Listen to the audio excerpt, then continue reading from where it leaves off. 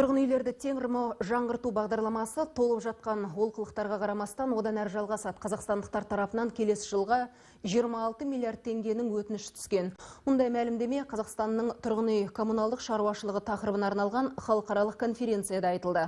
Алайда термо жаңғырту бағдарламасына арналып бюджеттен келер жылға тек 8 миллиард теңге бөлініп отыр.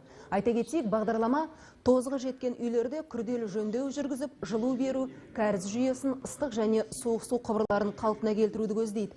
Дегенмен 3 жыл ішінде көп пәтерлі үйлердің тұрғындары жөндеу жұмыстарына көңілдер толмайтын талай жеткізіп, арыздарын қарша боратқан. Анатолий Шкарупа да бағдарлама аясында сапасын көтермейтін жұмыстар атқарып жатқан жасырмай айтты.